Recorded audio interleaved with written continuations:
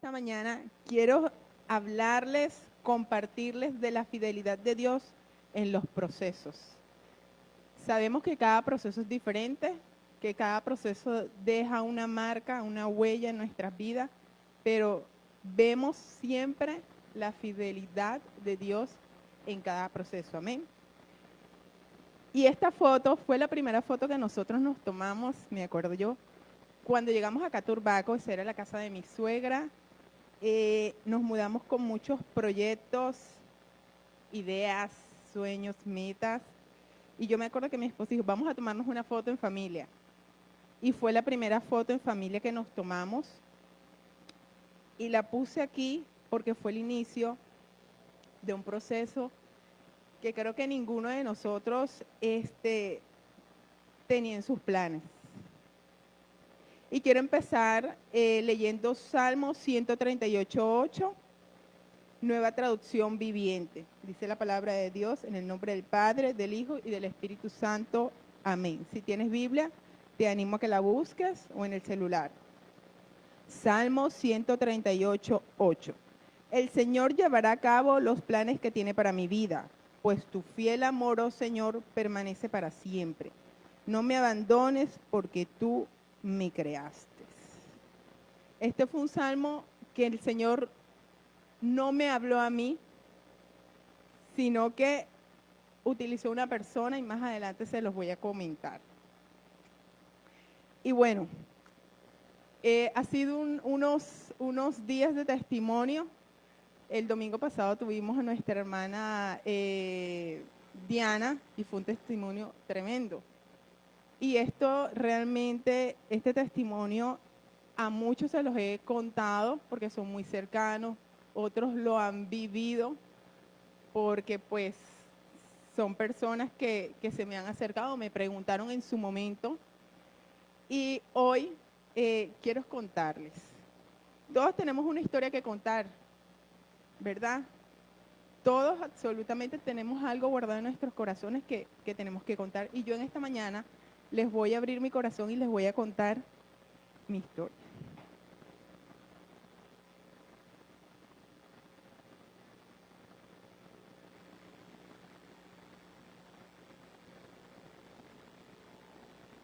Esa foto,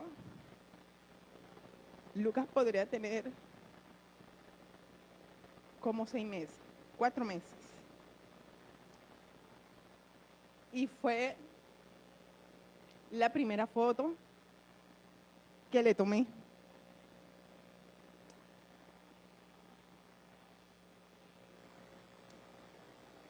Esta foto para mí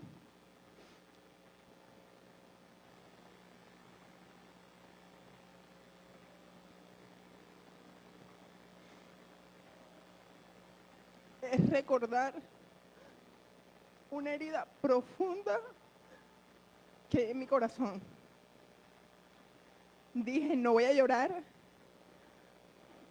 pero cuando tú se lo cuentas a alguien de tú a tú, no sientes el mismo sentimiento cuando se lo cuentas a toda tu familia. Amén. Y yo siento que el Señor está acá. Bueno, y esta historia empieza cuando yo era niña, nací en un hogar no cristiano, pero tampoco católico ni mundano. ¿Cómo así? Mi familia no era absolutamente nada, ni son nada.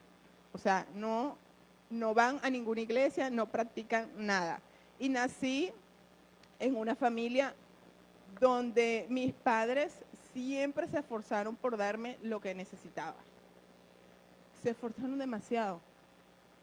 Mis padres no tuvieron estudio, no llegaron ni siquiera a la primaria, pero ellos sabían que tenían una responsabilidad con su primera hija. Y ellos se llenaron tanto de trabajo que me descuidaron. ¿Por qué? Porque bueno, yo soy venezolana, soy de Caracas, y los que han vivido en capital como Bogotá saben que las personas tienen que salir muy temprano de sus casas para trabajar, llegar temprano y llegas es en la noche, pues las vías son muy extensas como Bogotá, son autopistas. Y yo recuerdo que yo siempre quedaba sola, quedaba en una guardería o el cuidado de una persona.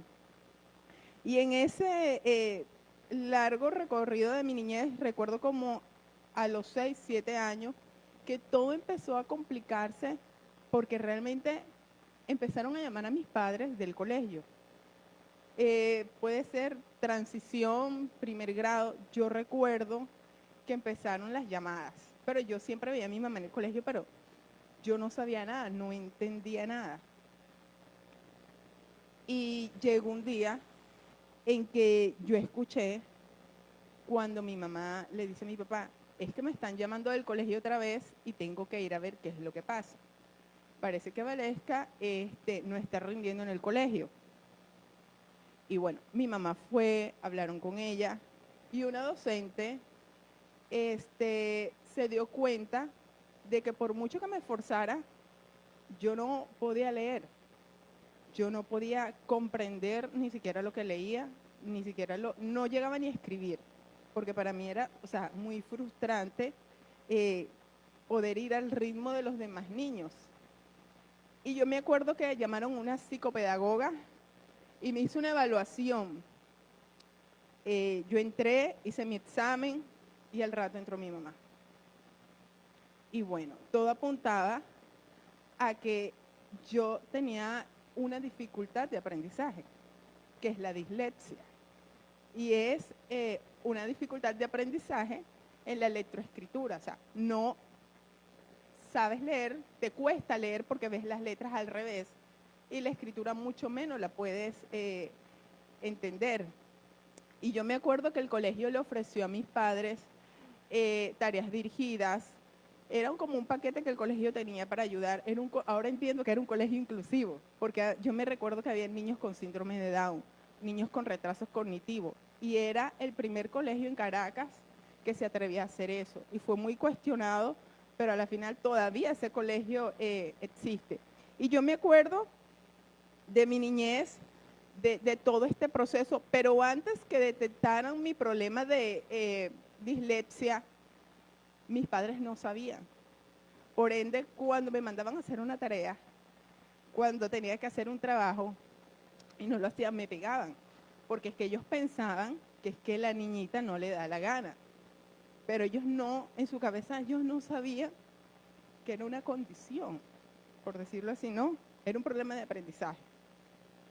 Y todas las cosas que tuve que vivir pequeña, mi papá frustrado porque no era igual que mis hermanastros, la comparación, el tú no sabes, tú no puedes, no vas a llegar lejos, es que eres bruta, porque eres tan torpe. Esas cosas fueron marcando mi vida y me llenaron de mucho temor, me llenaron de dudas, de miedo. Pensé que no lo iba a lograr.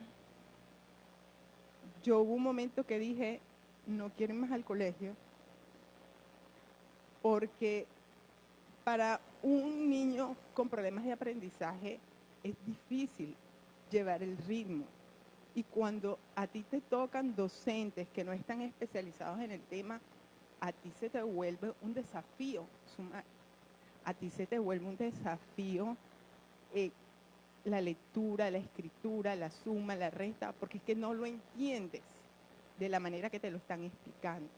Entonces yo recuerdo que pequeña, claro, sufrí tanto ese proceso que mis papás no sabían y después se enteraron, que quedé muy marcada. Y yo me acuerdo que cuando fui creciendo, mis ganas, siempre a mí me gustó el dibujo. Yo fui muy honesta conmigo misma. Yo dije, Valesca, tú no eres buena en las matemáticas, igual las matemáticas no gustan de ti, ese es amor mutuo, así que yo tengo que buscar una carrera que yo pueda estudiar y que a mí me guste y que me dé dinero.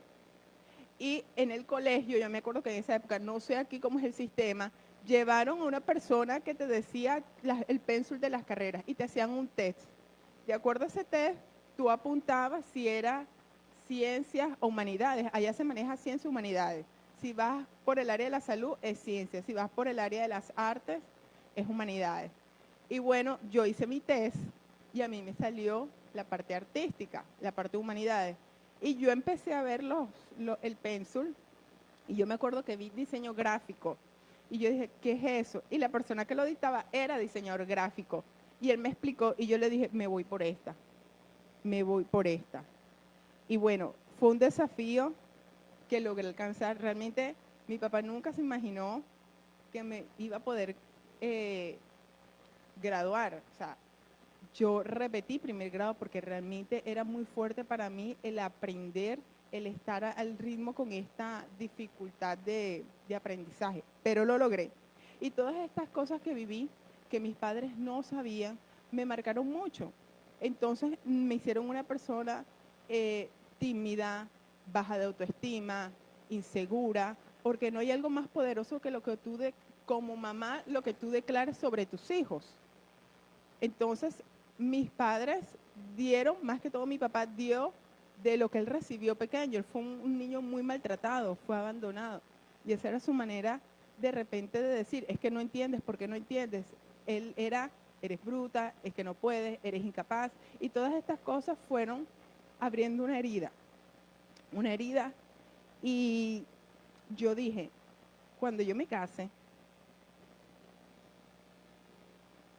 yo no quiero tener un hijo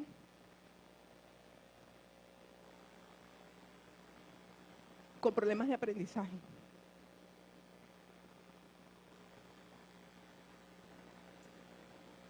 Siempre se lo dije al Señor, pásame por todo, pero no me pases por la prueba de tener un hijo con aprendizaje, porque es revivir lo que viví en el pasado. Es revivir en esa herida que no quiero que nadie me la toque y que solamente me pertenece a mí. Eso era lo que yo decía. Pero me caso, me conozco con ese galán, me caso y a ti se te olvida todo. Y yo me acuerdo que Abril fue una niña más que planeada. Abril la planeamos. Yo,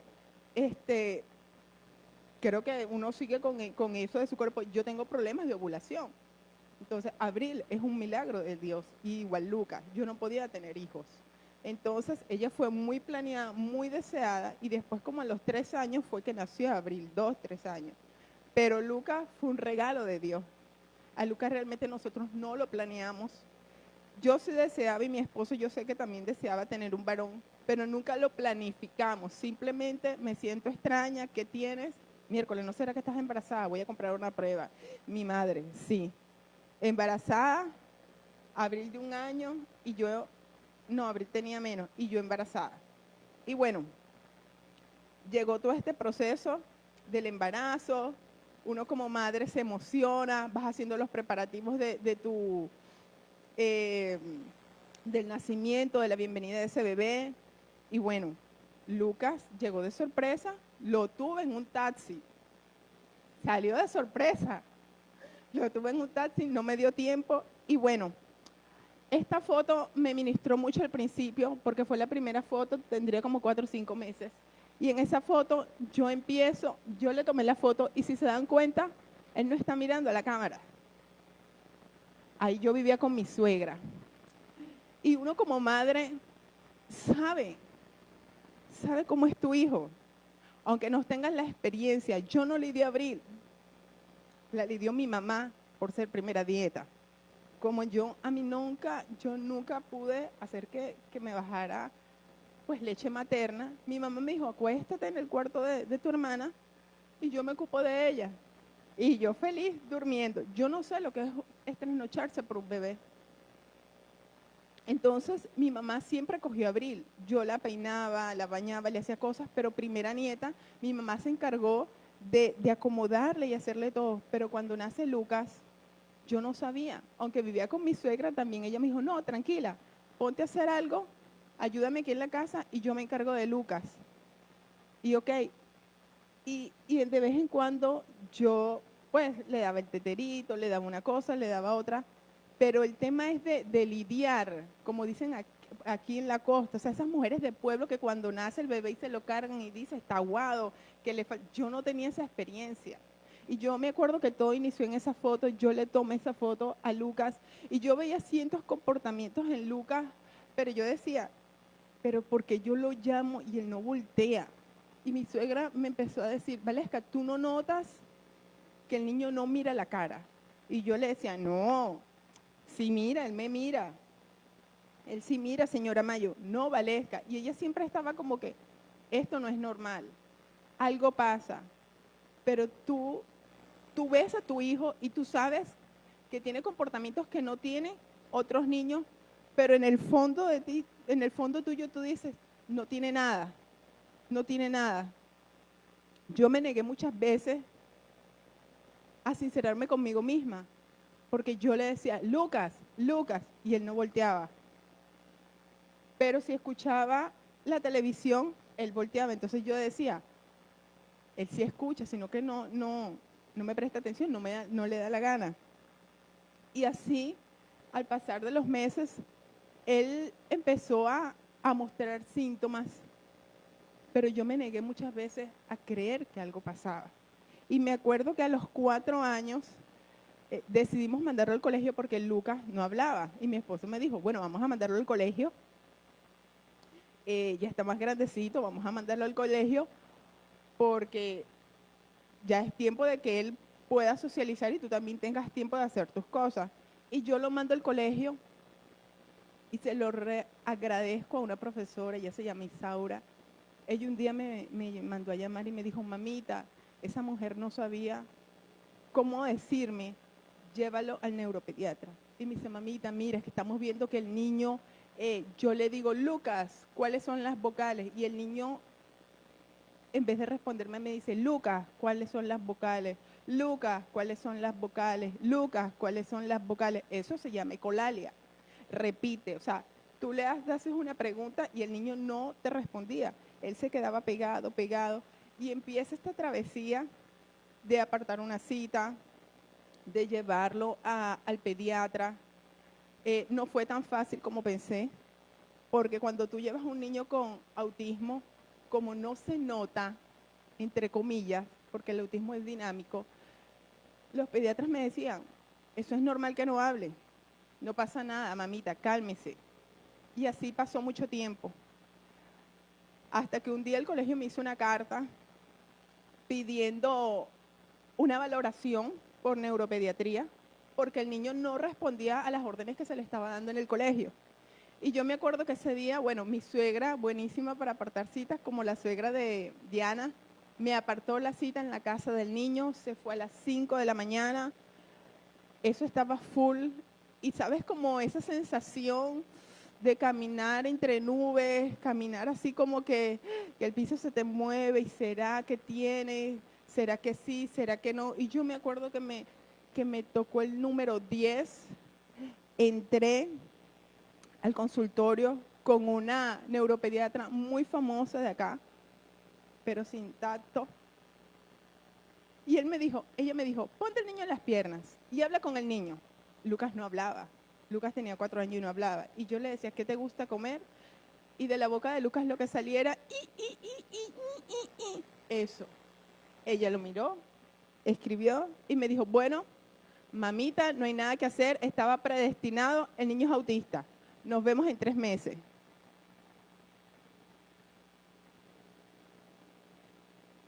Mi hermano, tú no sabes cómo digerir esa noticia. Yo salí de ahí pálida, mi suegra salió más pálida. Ella agarró un taxi y le dijo a la persona, vamos a la Olímpica detrás de la Castellana, que el niño tiene hambre. Y yo me acuerdo que yo me senté en esa silla y tú sabes cuando tú estás esperando que una de las dos personas hable para tú soltar el llanto. Mi suegra no me miraba. Y yo pensando, yo desviaba la mirada y yo dije, Señor, si tú estás conmigo, manifiéstate, porque yo no puedo con esta carga. Y sonó el celular y era el pastor Francisco preguntándome ¿cómo te fue? Horas antes ya mi esposo me había llamado toda la mañana, pero yo le iba diciendo, llámame en 10 minutos, llámame en 5, llámame en 4, llámame entre 20 minutos que voy a entrar. Y yo me acuerdo que yo por dentro, yo decía, Señor, yo sé que tú existes, pero si estás conmigo, manifiéstate, porque no puedo, no puedo. Me rehúso a cargar esta cruz, me rehúso a aceptar este diagnóstico. Y el pastor lo que me dijo fue, ¿qué te dijeron? Y yo dije, autismo. Tenía la respiración así como la tengo ahora, no podía hablar. Ok, ¿puedes hablar? No, claro. Tenía eso aquí, mi suegra al frente, la presión de no llores porque ya se va a poner mal. La gente está mirando y Lucas me decía, mami, ¿por qué llora? No, ella me decía, mami, o sea, él no hablaba bien, realmente. Y cuando yo colgué esa llamada, yo empecé a llorar. Mis amados, como dicen en Venezuela, eso era puro llantén. Llantén para allá, llantén para acá. Mi suegra llorando, yo llorando. Mi suegra llorando, yo llorando. Y bueno, empezó la travesía. Empezó la travesía, me dieron el diagnóstico, pero como Dios es Dios, cuando a mí me dan el diagnóstico y todas las órdenes para sus citas, se mete la pandemia. Se mete la pandemia. Pero antes de eso, yo me acuerdo que la pastora me había dicho, es que cuando ustedes llegaron, yo noté algo raro en el niño, pero yo no me atreví a decirte nada, porque no te conocía bien. Y para eso hay que tener mucho tacto, porque no todo el mundo está abierto a que le digan, mira, es que tu hijo se comporta diferente de los demás. Y yo me acuerdo que sufrimos mucho como familia y la pastora me dijo, yo te voy a dar el teléfono de una mujer que es una buena educadora especial. Y yo la contacté y yo me acuerdo que ella iba a la casa, en ese entonces ella cobraba 40 la hora, o sea, bastante. Y ella le hizo un diagnóstico al niño y ella me dijo, sí, el niño tiene algo, pero es como ramitas del autismo, no te preocupes. Y yo me acuerdo que lo primero que le dijo ella fue, enciérrame en un círculo las estrellas amarillas. Y él ni siquiera sabía encerrar el círculo, ni siquiera sabía agarrar el lápiz. Y ella me dijo, no te preocupes, voy a ir 2 veces a la semana, te cobro 40 la hora. Hablé con Mauricio y me dijo, sí, claro, por supuesto. Y ella fue. Y Dios utilizó a esa mujer durante un año, se la pusimos. Yo me acuerdo que durante un año se metió pandemia. Y la pandemia me robó el tiempo que aparentemente yo necesitaba.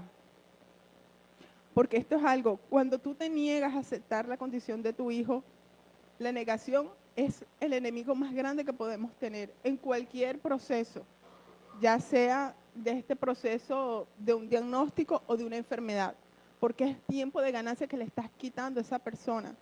Y yo me acuerdo que cuando se metió la pandemia, yo lloraba y yo decía, ¿cómo así? ¿Cómo es que se va a meter la pandemia? Mi hijo tiene 4 años, después de la pandemia, fueron 2 años de la pandemia, ¿verdad? Tenía 6. Y a mí los especialistas me habían dicho, el proceso madurativo del lenguaje de un niño dura desde el primer año hasta los 7 años. Después de los 7 años, si el niño no habló, él no va a hablar. Y a mí eso me causaba de angustia porque yo decía, es que a Lucas se le acabó el tiempo. Es que ya el tiempo se le terminó a mi hijo y tal vez él no hable. Y yo me acuerdo que en ese momento de ese diagnóstico, después de ese año de pandemia, después de esta mujer que iba a la casa, mi esposo y yo tuvimos una situación muy difícil. Eso era, mis amados, el Festival del Grano. El grano en todas sus expresiones, sopa de grano, arroz de grano, lentejas. Entonces, el tener una situación difícil por la pandemia, porque por la pandemia él dejó de trabajar y tener un niño con un diagnóstico. Y después de 6 meses que pasó, o sea, las terapias eran muy costosas, son costosas. Y yo decía, yo me acuerdo que yo tengo la costumbre de orar sola. Y yo me acuerdo que yo oraba en la sala y yo decía, Señor, tú eres su profesional, tú eres su psicólogo, tú eres su fonoaudiólogo. Yo declaraba la palabra. Y yo decía, Dios mío, ayúdame, porque yo no tengo los recursos en este momento, pero sí tengo las ganas. Pero no sé cómo hacerlo. Enséñame. Y yo me acuerdo que un día la pastora vino y reunió a las de Superiglesia y les dijo, ahora de adelante, si Lucas pide algo, no se lo den. Si él señala, no se lo den. Si él quiere agua, ustedes le van a decir agua. Y así fue, así fue. Y un día yo me acuerdo que Lucas entró y dijo, buenas. Y todas voltearon. Y bueno, fue difícil en ese proceso. Y poco a poco él fue mejorando. Cuando ya yo acepto ese diagnóstico, viene el proceso del duelo. Yo me enojé con Dios. Los que estaban con esta iglesia en el valle, no sé si recuerdan, pero ese fue el tiempo donde nos enteramos de ese diagnóstico. Y usted me veía sirviendo, pero yo estaba molesta con el Señor. Yo decía, ¿por qué me haces esto? ¿Por qué me mandas esta maldición? Si yo soy tu hija, si yo te sirvo, si yo te oro, si yo te diezmo, ¿por qué me mandas este castigo? Porque es que a veces estamos confundidos. A veces pensamos que por ser hijos de Dios no nos va a tocar un proceso doloroso. A veces pensamos, como dicen por ahí, que el evangelio es casa, carro y beca. Y yo le decía, es que yo no te estoy pidiendo nada material, simplemente te estoy pidiendo un hijo sin una dificultad. Y bueno, fue un proceso de duelo que por muchos meses duré, pobrecita yo, con ese espíritu de autoconmiseración. Ay, pobrecita yo, ¿por qué me pasa esto a mí? Es que a mí nadie me quiere, porque que el Señor se fue. Y llegó un momento que yo creo que el Señor le habla a la pastora y yo me acuerdo que usted me dijo, ya basta de pensar que fue una maldición. Cambia el chip. Piensa que el Señor los eligió a ustedes porque los vio capaces de sacar a ese niño adelante, porque los vio como esa familia especial que puede ayudar al niño a sacarlo adelante. Y bueno, yo entendí en medio de ese proceso del duelo, cuando ya yo acepté que mi hijo tenía una condición que no es una enfermedad, es una condición para toda su vida. Yo dije, bueno, yo necesito ayudar a mi hijo. Y en ese momento yo entendí que para ser restaurados debemos ser quebrantados. ¿Cómo así? A la pastora se le ocurrió la brillante idea de reunir un grupo de mujeres cuando Loidis y Claudia estaban embarazadas. Hicimos el libro Belleza en medio de ceniza. Y yo ahí tuve que otra vez ver esa herida que había cerrado por muchos años. Como muchos saben, yo vengo de otras iglesias, pero yo nunca hablé esto con nadie, yo nunca expresé mi problema de autoestima, de miedo, de inseguridad, yo jamás lo expresé. Y yo ahora entiendo por qué el Señor me puso en una iglesia donde su fuerte es la restauración. Y por medio de ese libro empezamos cada una de las mujeres que estaban ahí a compartir. Y yo me di cuenta que habían cosas que yo hacía era porque tenía esa herida y tenía que sanarla. Y fue un proceso arduo. Y llegó un momento que yo le dije, pastora, yo quiero cambiar mi vida. Yo quiero que usted me mentoree, yo quiero que me ayude, porque yo no quiero ser esa mujer llena de miedo, insegura. Y yo me acuerdo que ella me dijo, ok. Y yo me acuerdo que empezamos personalmente, por teléfono, en cada momento nos reuníamos y el Señor me hablaba. Y yo tuve que poder perdonar a mi papá, perdonar a mi mamá, aceptar que la historia otra vez se repetía y que no era una maldición. Amén. Y tuve que entender que realmente venía un aprendizaje arduo con Lucas y acepté que él tenía una condición. Pero en medio de ese proceso, yo me sentí muy sola.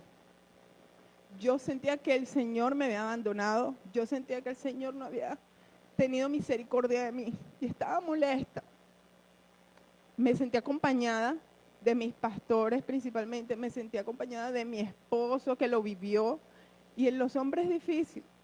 Él me daba ánimo, yo no sé cómo hacía él, pero él a mí nunca me demostró flaquear, nunca me demostró una imagen, siempre duro, pero yo sé que por dentro él estaba sufriendo porque los hombres callan muchas cosas. Y yo me acuerdo que en ese proceso me sentí tan sola del Señor, pero tan acompañada de las personas que me rodeaban y de las personas que yo le abrí mi corazón y les dije, mira, está pasando esto con Lucas, esto es así, esto es así. Y me di cuenta que en el proceso Dios no nos deja solos, Él nos consuela.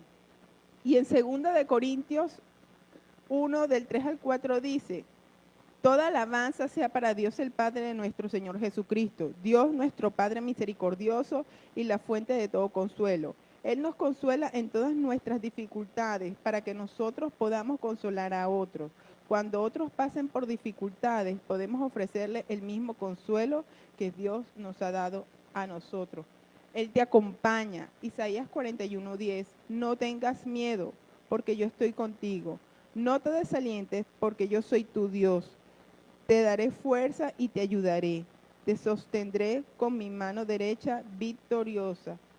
Y nos enseña, Salmo 32:8.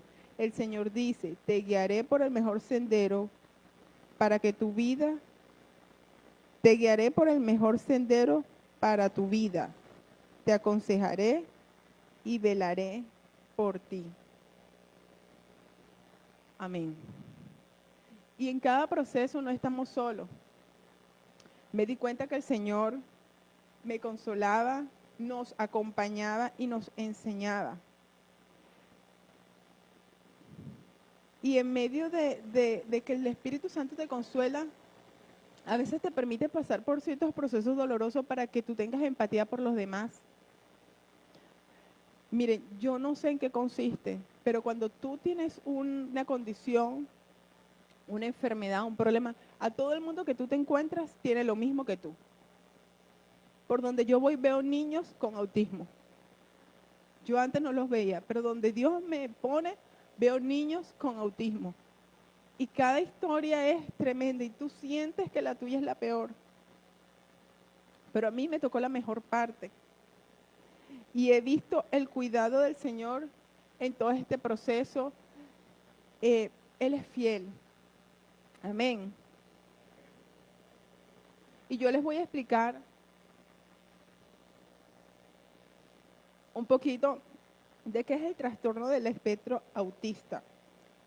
Y esa fue la palabra que me dijo la doctora, sin explicarme más allá ni más allá, ni más acá. Yo salí azul. Yo, ¿eso qué es? Y después busqué en internet y decía, el autismo es el trastorno que afecta a la comunicación del lenguaje, el interés por otras personas y las relaciones sociales.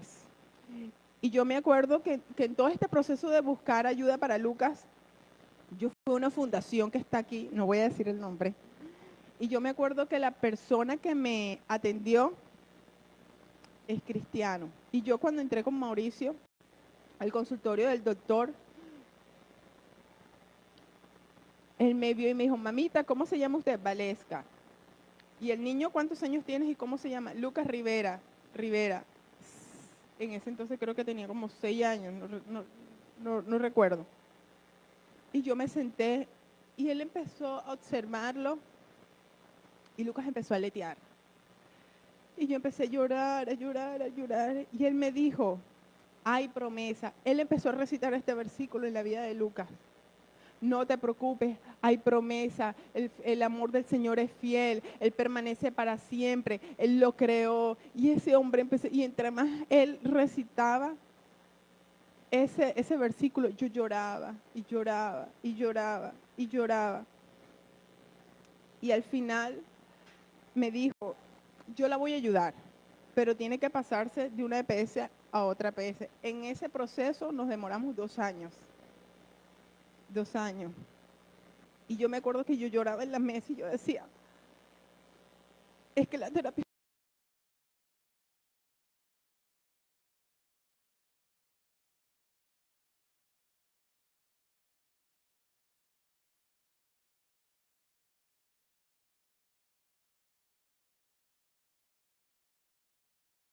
Ella se me fue por detrás y me abrazó y me dijo, no te preocupes que yo le voy a pagar sus terapias.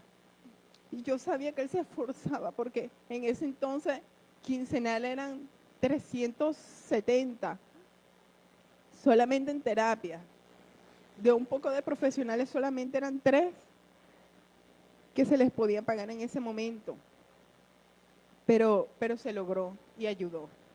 Y en medio de todo, bueno, les voy a compartir las señales de alerta para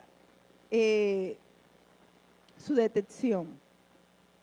No responde a su nombre, parece no escucharte, prefiere jugar solo y se abstrae en su propio mundo. No suele hacer contacto visual y carece de expresión facial. No habla o tiene desarrollo tardío del habla. Repite palabras o frases textuales. No parece entender preguntas. Estas cosas las tuvo Lucas, pero por mi negación yo no las vi. Y mi hijo tenía todas las características para no hablar. Yo cada vez que lo llevo a un especialista, no me creen el tiempo que tiene de terapia. Ellos no me creen porque Dios ha sido fiel. Y a veces me dice, ¿tú estás seguro? Y yo le dije, sí, ya vas a ver, está emocionado. En unos 5 minutos va a letear. Y él empieza a letear. Y les voy a contar algo. En medio de ese proceso,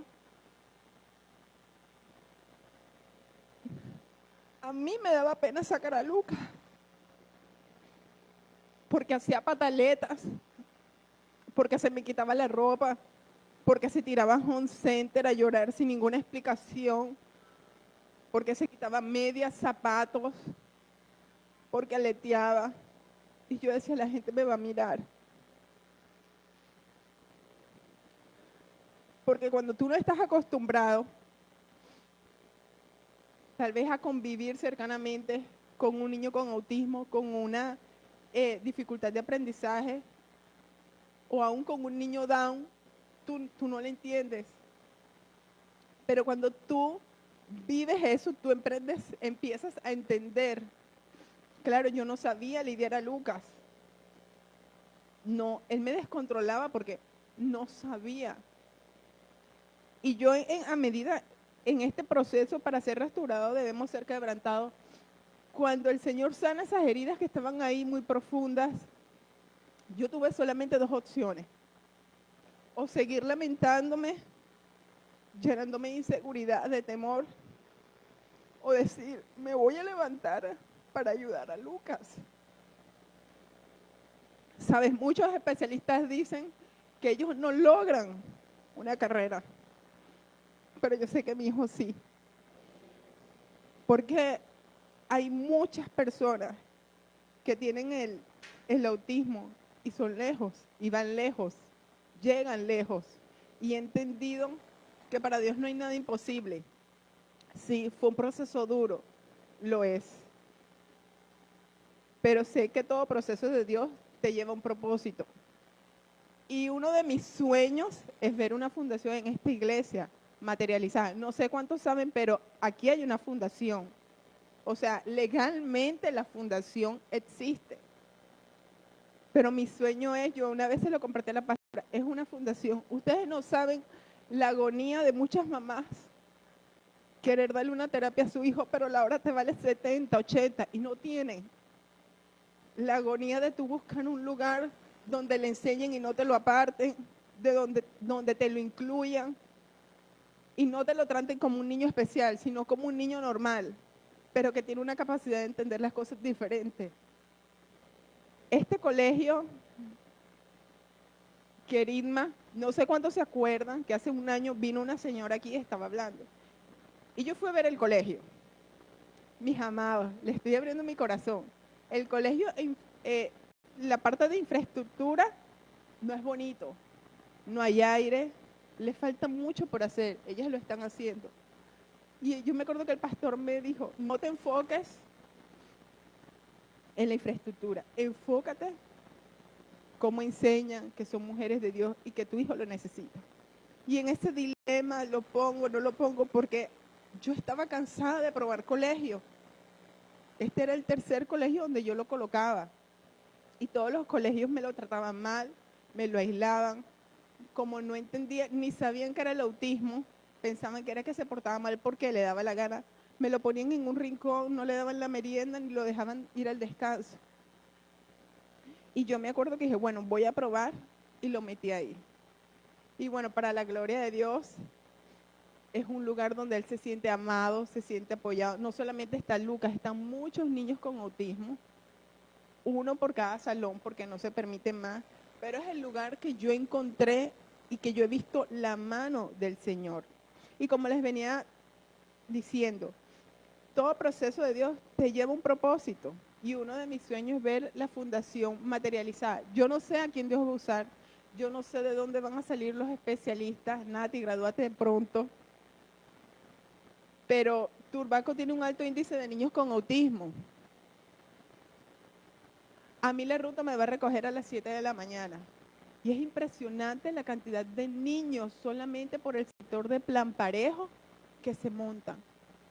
Y tú escuchas a las mamás con su duelo, tú escuchas en la negación, tú escuchas si lo hubiera traído antes, lo que pasa es que yo lo veía tan bien, pero también escuchas, él habla, sí, él habla, pregúntale, ¿cómo te llamas tú? Lucas, tengo 8 años y voy al colegio cristiano Querigma. Ay, nena, si él habló, mi hijo también puede. Y empiezo ahí como una conversación, ellas no lo saben, pero evangelística, pero es el estar abierto a que los procesos sí van a doler. Pero me tocó cambiar la perspectiva. Yo tenía solamente dos, dos, dos opciones.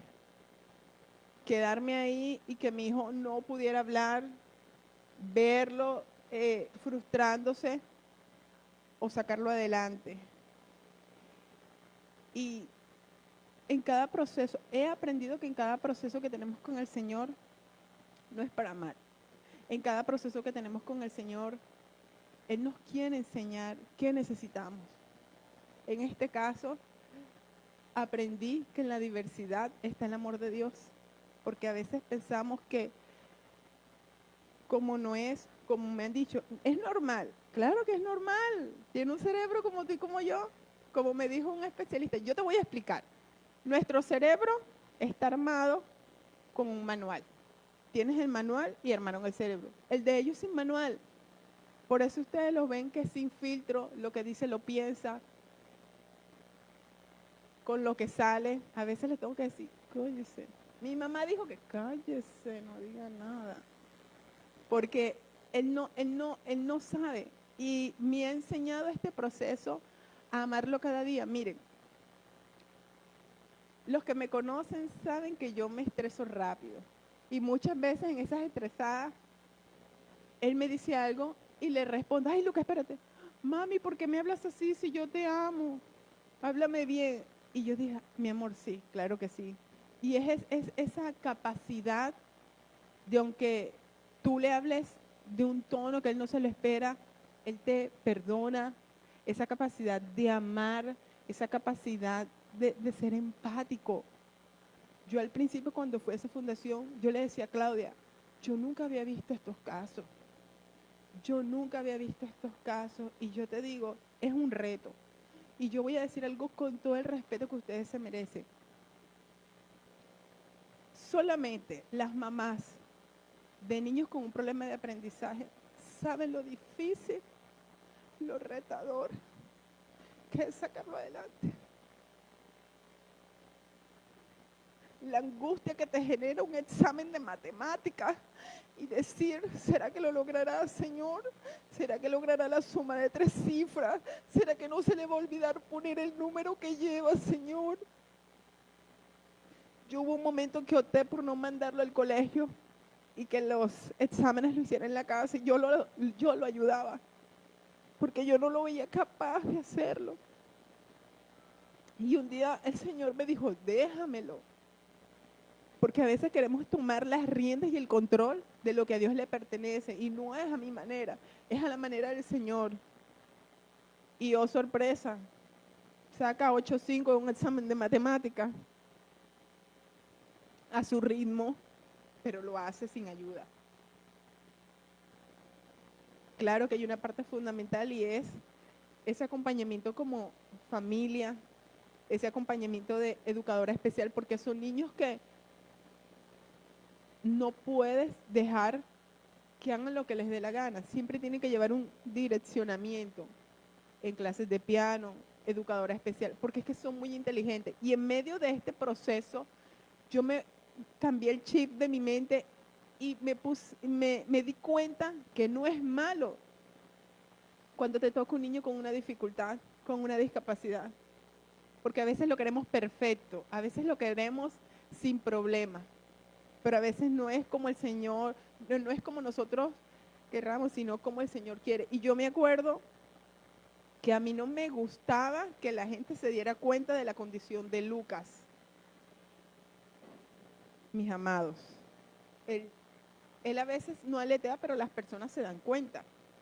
Y cuando voy a citas médicas, los del InDriver me dicen, disculpe mamita, qué pena, el niño tiene una condición, tiene autismo, sí, pero es como Asperger. Yo les decía, sí, así dicen los especialistas, ¿por qué?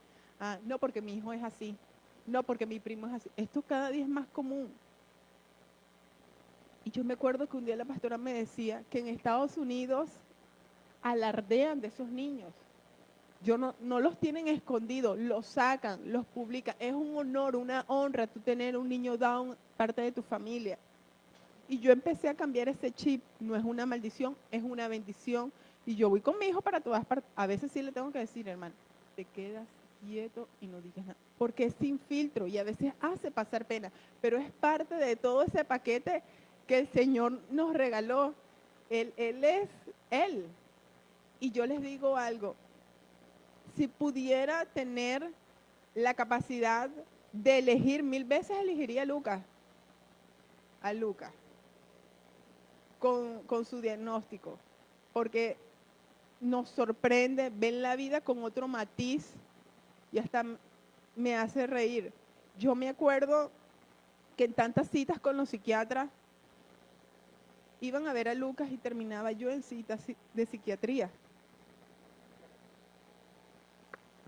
Vamos a dejar al niño que juegue, mamita, no se preocupe. Fulanita, a la enfermera, a la ayudante, échale los legos ahí. Venga, mamita, cuénteme. Tranquila, llore, usted no tiene la culpa. Claro, porque es que tú te cargas, porque tú dices, yo por mucho tiempo dije, ¿qué hice mal en el embarazo? ¿Qué tomé? ¿Qué medicamento no me tomé? ¿O qué tomé? ¿Qué rabia agarré? ¿Por qué? ¿Por qué me tocó a mí? Y era una carga tan grande que no lo dejaba ser él. La última vez que fui al psiquiatra, el doctor lo fue a ver y me dijo, no, el niño está súper bien. Uf, déjelo ser niño. Usted sí necesita una cita conmigo. ¿Sabe qué? Y él me dijo algo que es cierto. El autismo no es de ahora. El autismo viene desde hace años. Lo que pasa es que ahora hay más profesionales para detectarlo. Y esos niños, esos adultos que tienen esta condición, sin ninguna ayuda, encajaron en la sociedad, porque el tuyo no va a encajar. Y esa era una de mis preocupaciones, ¿en qué colegio lo pongo? Y si no estoy yo, esa es la gran pregunta, ¿qué pasará si yo falto? Si Mauricio no está. Ese es el gran temor. Y pensamos que las fuerzas están en nuestro esposo, en nuestra suegra, aún en Abril, porque Abril sabe la condición de su hermano. Ella investiga. A mí el psicólogo me dijo, dígale a su niña cuál es la condición, porque claro, como a ellos no les gusta el tema de la socialización, un día Abril se paró y me dice, mami, ¿tú has llevado a Lucas al médico? Yo le dije, sí, ¿por qué? Llévalo como al psicólogo, porque él tiene comportamientos muy extraños. Él no se porta bien, mami. Y yo un día la agarré y le dije con pautas lo que me habían dicho el psiquiatra, y ella entendió, y ella se lo ha tomado tan a pecho que ella está pendiente de todo lo que hace Lucas y siempre lo defiende. Y me ha tocado también acomodar ciertas cosas, porque hay un tema con esto del autismo, y es que viene la sobreprotección cuando tú no conoces, cuando no investigas, cuando no te dicen, porque a ti los profesionales te dicen, tiene autismo, nos vemos en 3 meses, pero no te dice que el autismo, aunque no se corrige, aunque no se cura, porque es una condición que dura con ellos toda la vida, ellos no te dicen que con terapia y el amor y el apoyo de sus padres salen adelante, son funcionales. Eso no te lo dicen. Entonces, a medida que fuimos en este proceso, a medida que el Señor nos llevó de la mano, a medida que fui conociendo psiquiatras, psicólogos, eh, neuropediatras, yo me dije, bueno, Señor, no es tan malo tener un hijo con autismo, tiene su lado bueno. Es que en la diversidad está el amor de Dios. Y me acuerdo que vi un psiquiatra muy famoso de la costa y me dijo estas palabras y siempre me acuerdo de él. Y me dijo, llora todo lo que quieras.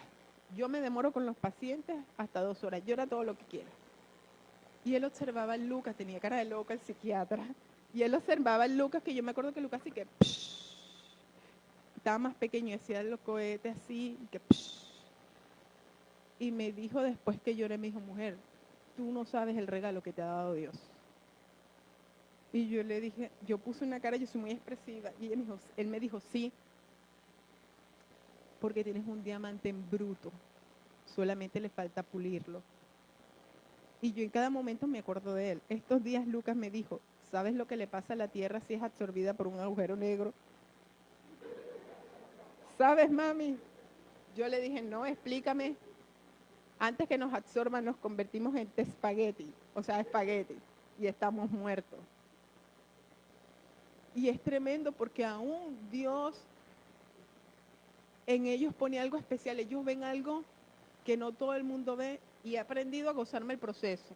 Y usted dirá, bueno, has hablado bastante, ¿cómo van ahora? En el proceso, vamos en el proceso.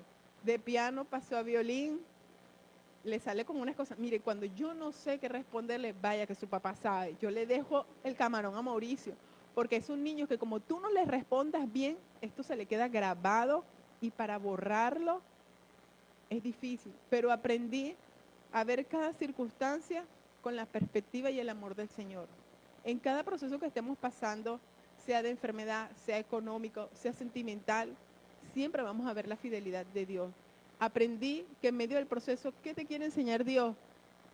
A que nos dobleguemos a Él.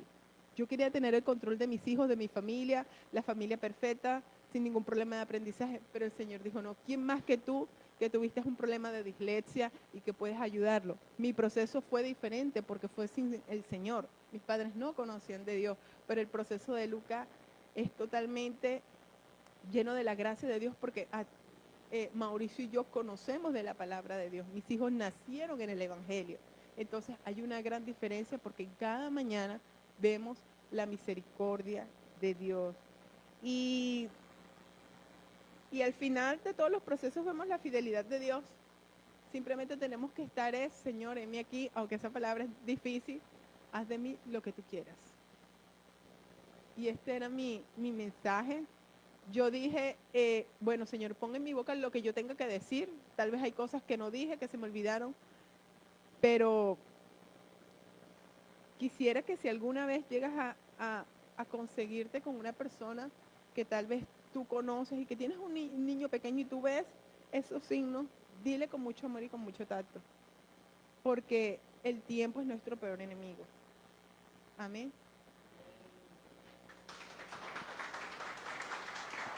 Amén. Y bueno, y tal vez hay algunas cosas que ustedes no saben.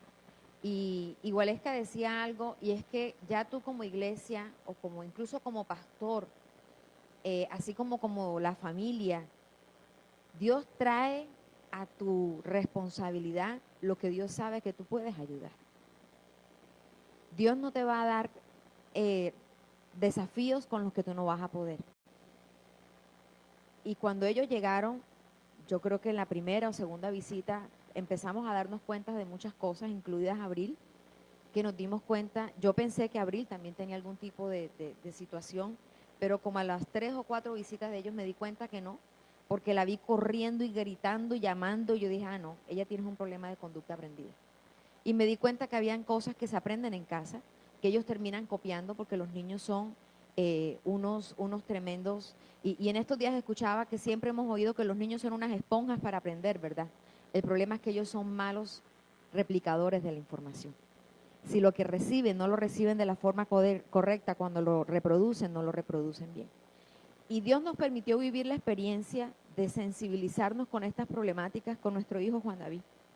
Juan David fue un niño que también nos ha permitido, es un niño que nos ha permitido, primero, saber que este mundo existe, en donde son niños distintos, son niños con desafíos diferentes, son niños que requieren ayudas diferentes. Y yo puedo entender perfectamente lo que es la angustia de un examen de matemática para un niño de estos.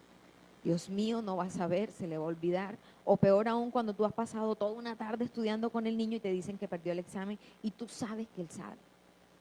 O como cuando, por ejemplo, a veces tú tienes que decir, déjenlo en paz, no le pidan más que se aprenda eso. Ya, no se lo va a aprender nunca, pero déjenlo en paz. No le amarguen la vida para que tenga que aprenderse eso, por favor. Hay otras cosas más importantes. En todo este proceso hay cosas que son claves, y es que desafortunadamente el vernos expuestos a este tipo de desafíos nos lleva a asumir actitudes equivocadas todo el tiempo. Y alguna de esas actitudes equivocadas es la negación. Otra actitud equivocada es la sobreprotección, porque yo no sé en qué parte nos dicen que ellos son más frágiles. Ellos no son más frágiles, son diferentes. No es lo mismo. Entonces entramos a querer hacer las cosas por ellos, a evitarle que sufran, a evitarle que aprendan, a evitarle que se caiga. Y lo que tenemos que ayudarlos es a que sean funcionales. Miren, yo no sé cuántas veces Juan David se perdió pequeño. No sé, cualquier cantidad. Al final nos tocó aprender que lo mejor era enseñarle que en los centros comerciales habían vigilantes, que en los supermercados como El Éxito, como Carulla, hay un punto de atención, y es darle las herramientas para que ellos puedan valerse por sí mismos. Al principio eran momentos de angustia porque se perdió. ¿Qué le va a pasar?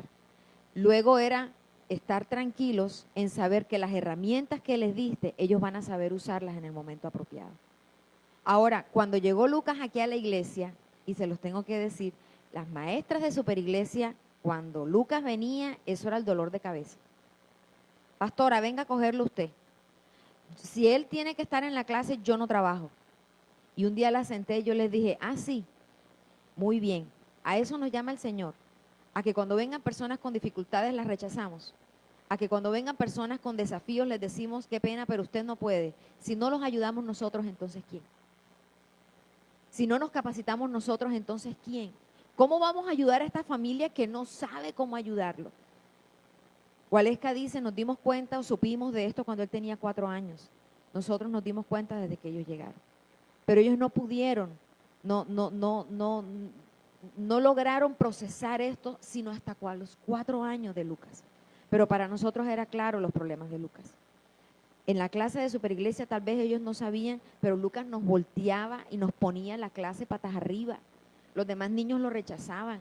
A mí me rogaban, pastora, no me ponga en la clase si tiene que estar Lucas, venga usted y lléveselo. Yo le decía, no, aprenden a trabajar con Lucas. Y me tocaba sentarme y enseñarles. Yo no soy experta, pero gracias a que Dios nos permitió conocer un poquito de este mundo a través del proceso que nos tocó llevar con Juan David. Y me acuerdo de hoy me salió un recordatorio de hace 10 años en Facebook. Yo aprendí a hacer todo lo que es de bisutería. Y llegaba de trabajar a las 5 o 6 de la tarde. Y después de que los acostaba, yo me ponía hasta las 2 de la mañana a hacer pulseras. Con esas pulseras pagábamos las terapias de Juan. Es un esfuerzo adicional, claro que sí. No es igual, pero vale la pena. Y ahí está el muchachito, hablando ya 2 idiomas, haciendo volteretas, ya monta avión solo, ¿cierto? Se pierde en otra ciudad. Y ahí va, porque ellos sí pueden, a otro ritmo, pero ellos sí pueden. Con él el proceso fue aparentemente de muy poca complejidad, sencillo, pero Dios no te va a dar algo que tú no puedas llevar. Y Dios no te va a dejar solo. Y Él te va a enseñar y te guiará por el camino. Así que no sé cuál es el desafío que Dios te ha entregado. Tal vez tu desafío no es de un tema de conocimiento o de aprendizaje, sino de comportamiento. Y yo me acuerdo que yo le decía a Waleska, Lucas es más inteligente que tú y que yo, lo que pasa es que te da 3 volteretas, el problema de Lucas es conductual. Y ella me miraba y me decía, yo todavía no la entiendo, pastora, pero bueno, no, el problema de él es que él no sabe. Y yo, no, conductual, tienes que corregir y trabajar su conducta, porque te manipula, porque te hace berrinche. Y ahí es donde ella se reía y me decía, adivine qué, me dijeron. ¿Se acuerda que usted me lo dijo? ¿Y usted cómo sabe y cómo aprendió? Porque no hay mejor escuela y no hay mejor aprendizaje que el que la vida te da. Y Dios te ayuda a usar todo eso. Así que yo hoy me gozo de ver lo que Dios ha hecho con ellos, de lo que ha hecho con la familia. En el proceso viene la frustración, porque a ti te dicen que tienes hasta los 6 años para trabajar con él y ya le faltan, y tienes 5 y medio y no tiene EPS, y tu humanidad se frustra, tu humanidad se angustia, pero nos tenemos que acordar que Dios te va a ayudar. Yo recuerdo que con Juan llegaban profesionales cada cierto momento. Por ejemplo, ahora nos tocó trabajar con una educadora especial. Ya llegó un momento en que nos dábamos cuenta que la educadora especial como que había que buscar otra cosa, y en el camino Dios te va a equipar y va a traer y te va a ayudar a encontrar exactamente lo que necesitas. Y Él fue necesitando profesionales, y ellos van a ir necesitando profesionales de distintas destrezas a lo largo del camino. Y por eso nosotros, tú y yo, estamos llamados a hacer la diferencia. Miren, si ustedes empiezan a investigar la lista de gente famosa, exitosa en distintas áreas, con autismo y con dificultades de aprendizaje, es muy larga. Así que a nosotros en algún momento nos dijeron, con dificultad va a poder graduarse de bachillerato. Ya se graduó. Difícilmente logran tener destreza de lenguaje. Habla 2 idiomas. Entonces, el límite no lo pone el concepto ni el hombre. El límite lo tiene el Señor. Amén. Pero a nosotros nos debe ayudar a entender que nosotros tenemos que ayudarles. Claro que les va a costar. Miren, qué tremenda tarea nos pone el Señor cuando hay que explicarle conceptos complejos a estos niños. Ay, mi madre, ¿yo cómo le explico eso? A ver. Pero aprendemos y Dios nos equipa y nos enseña. Y lo que nos enseñan todos los días, porque ellos se vuelven nuestros principales maestros. Amén. Amén. Bueno, hay unas cositas que Wale compartió que nosotros, que son aplicables, bueno, ellos han compartido su aprendizaje con Lucas, pero hay muchas cosas, hay muchas cosas que nosotros también tenemos. Hay muchos eventos en los que nosotros vivimos la negación. Por ejemplo, mi hermano, tú tienes problemas de mal genio. Yo. Mi hermano, tú eres orgulloso. Tú eres testarudo. Yo. Y todo el mundo se da cuenta. Todo el mundo se da cuenta, porque, por ejemplo, el orgullo y todas esas cosas a mí me enseñaron, son como el mal aliento. Todo el mundo se da cuenta menos uno. Entonces, hay muchas cosas. Yo, rebelde, yo. O sea, siempre y con situaciones pecaminosas, todos tenemos negación.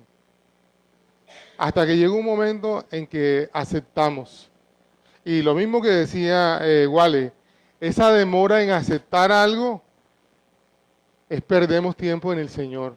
Cuanto nos demoramos para aceptar que somos pecadores, que tenemos una debilidad, es tiempo perdido para trabajar eso en nuestra vida. Hasta que un día, por el Espíritu Santo, reconocemos, el Señor nos muestra que somos orgullosos, que somos tercos, y entonces es cuando bajamos la cabeza y dejamos y con Dios comienza a actuar en nuestra vida. Pero mientras tanto andamos en un proceso de negación. Ahora también hay otros problemas que tenemos, que a veces nos demoramos en Aceptar ayuda. aceptar la ayuda. Por ejemplo, el tema, cuando ya son las personas mayores, el tema de la senilidad, el tema de eh, Alzheimer y todo ese poco de cosas. No, no, yo siempre he sido así, ¿no? O esos diagnósticos que a nadie, como digo yo, hay palabras que tú siempre las concibes que van a darse para otro, pero no para ti. Tú nunca te imaginas que en algún momento de la vida tú vas a estar en un consultorio y que el doctor te va a decir que tú tienes, o la sola idea aterroriza, ¿verdad? Y eso a mí nunca me va a pasar. No somos exentos de que pueda De pasar. pasar por un ¿Y cuál proceso. va a ser mi actitud si algún día yo tengo que pasar Sí. por ahí? Y quiero tocar ese tema también porque dentro del cristianismo hay una corriente que se llama la superfe. Entonces en la superfe, no lo declares, no lo digas, declara lo Rechaza eso. contrario, no sé qué cosa. Y eso es un proceso también de negación, ¿me entiendes? En la medida en que tú entiendes que tienes esta situación, puedes comenzar a trabajarla. Si es un tema de pecado, puedes comenzar a trabajarlo. El problema del alcoholismo, yo alcohólico, yo me tomo uno de vez en cuando, eso yo lo controlo. Yo manejo el trabajo Eso es, social. pues, yo nada más tomo es socialmente.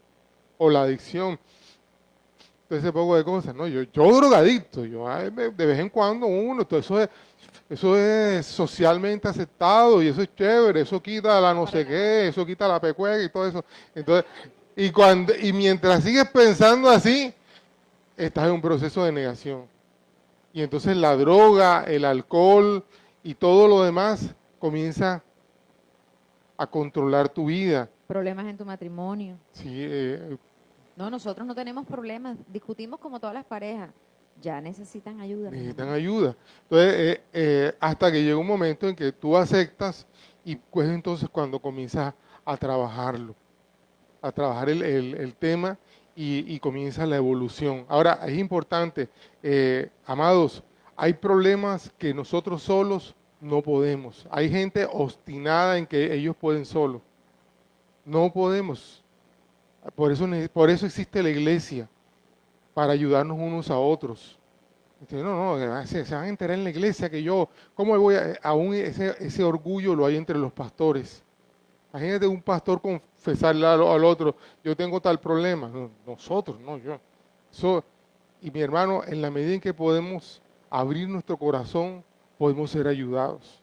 Yo lo veo cuando trabajo con otros pastores, con otros profesionales, eh, el tema de la negación. Y están perdiendo la oportunidad para que sean ayudados, para que seamos ayudados. Entonces, mis amados, ven a la presencia del Señor. ¿Cuál es tu Ven a la proceso? presencia del Señor. ¿Cuál es el proceso? Y también quién puede ayudarte. Mientras tú sigas con la negación, estás perdiendo tiempo. Estás perdiendo tiempo. Y miren, en el momento en que nosotros clamamos a Dios, porque lo dice la palabra, no lo digo yo, lo que va a suceder es que clames a mí y yo te responderé. Difícilmente nos rendimos a Dios y Él no viene en nuestro socorro. Y la palabra lo dice, ¿verdad?